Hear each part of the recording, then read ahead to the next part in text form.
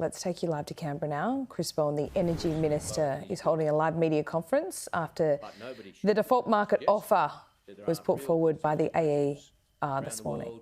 And in Australia, and energy prices are, of course, part of that and will continue to be. But the result shows the impact of the government's coal and gas caps. It shows the impact of lessening international pressures. It shows the impact of getting more renewables into the system, the cheapest form of energy available. And it shows the impact of my request, along with state ministers, to the Australian Energy Regulator to prioritise the needs of consumers and put consumers first in this draft default market offer rather than competition. So this is encouraging, but a long way to go. I welcome the fact that for small businesses in particular, in some jurisdictions, there are reductions in the case of those on the Ausgrid network of 9.7%, in South Australia 8.2%, Energex 0.3% and Endeavour 4.4%. And of course, reductions for consumers, for example, 3% for Ausgrid, and in relation to with controlled load, 7% for Endeavour, 3.4% for Ausgrid, and there are other examples. And of course, the Victorian default market offer, which is a slightly separate process declared by the Victorian regulator, 6% reductions for residential and 7% small business.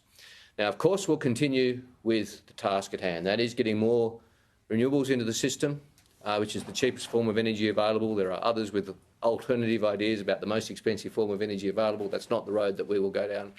We'll continue to consider in the federal budget, of course, any sensible cost of living relief.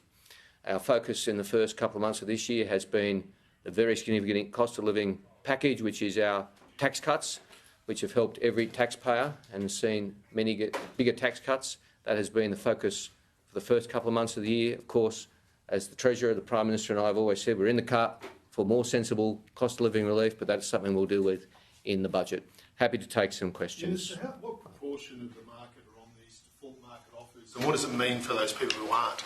Well, this actually impacts either directly or indirectly on every energy bill.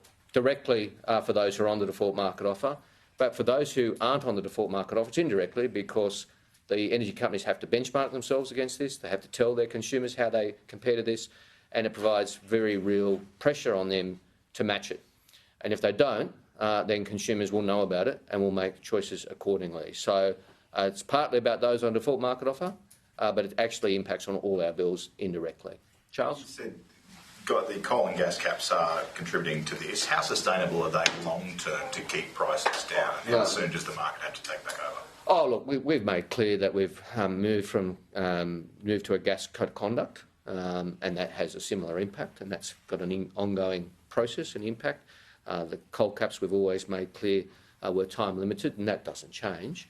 But they've had an impact, and as I said, they were particular for time of massive international pressure, and we've seen some of that pressure come off recently, which is of course very welcome. And some denied the impact of international pressure when energy prices were going up. I don't deny the impact of international changes as energy prices are coming down.